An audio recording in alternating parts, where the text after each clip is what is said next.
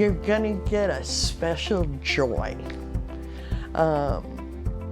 They remember you. And it's so much fun. I don't even know I don't have words for it. They come up and give you a great big hug and tell you they love you and they don't want you to go away. And are you going to be back here next year? So it's very rewarding. I just enjoy working with them. I find them very enjoyable. And I like to see them grow.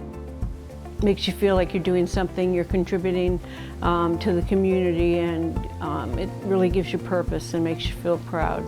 It certainly makes me feel young again. They come to tell me their stories. I have to sympathize over their owies, and I just have to love them and accept them as they are. And that's the most rewarding part. Well, the best thing about the Foster Grandparent Program for my classroom and for me is Grandma Joyce, the person. I have fun every day. They look forward to coming to my table. They hug me every day. I just love it. The kids ask me, where's Grandma Joyce? When they come in, they want to talk to her, and they'll ask about her. They'll bring things just to show her and share with her. If you like kids, it's the most rewarding thing you can do in your lifetime. You have Joel to tell you. Go fish. Logan, do you have? And I guess she always comes to our school and plays go fish with us every day. She helped my brother and sister when they were in this class. She's very sweet. I just love everything about her. The teachers win, they have help. The children win because they get one-on-one, and it helps me so much. It's, gives me something to do, and I want to stay longer. Grandma Sharon is setting up your Easter spring activity. They painted their Easter baskets, and so we're putting the Easter baskets together. And she just is the perfect grandparent role for them. She's sweet, but they listen to her and look up to her. Well, it is a great feeling to be a part of their life, and it keeps us kind of young. It gives us some place to go of a morning. You have to get up, get ready, someone is depending on you. She helps us with what we need to when we don't know how to do it. She just helps us with our papers, and she's so respectful and responsible and safe. She helps us learn stuff. Often in first grade, we're doing reading a lot, and sometimes the light bulb just goes on and the kids all of a sudden get it. And she's been fortunate enough to be there for a lot of those kids, and they're so proud of themselves because all of a sudden they can read the word that they've been struggling with. I'm 81 years old.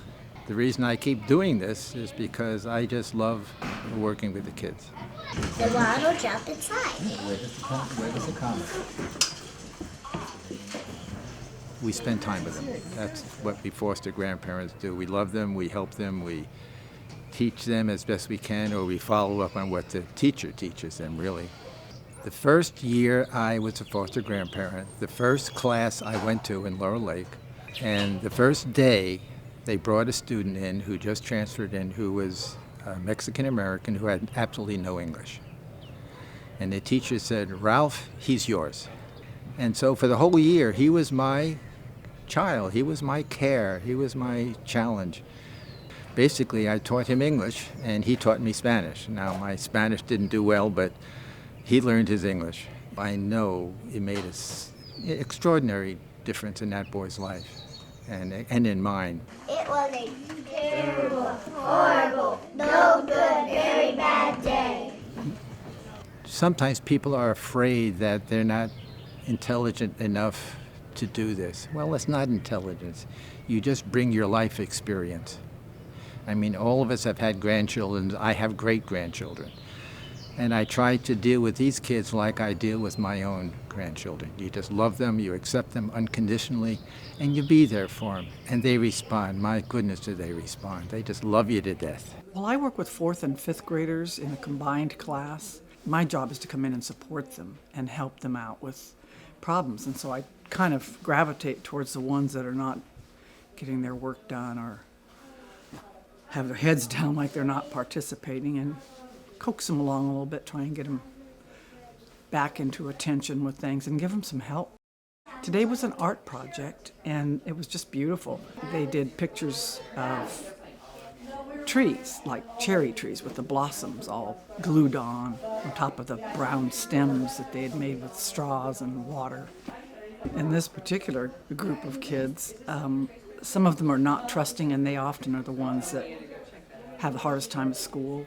There's one student that is just slowly starting to break through to where she will answer me.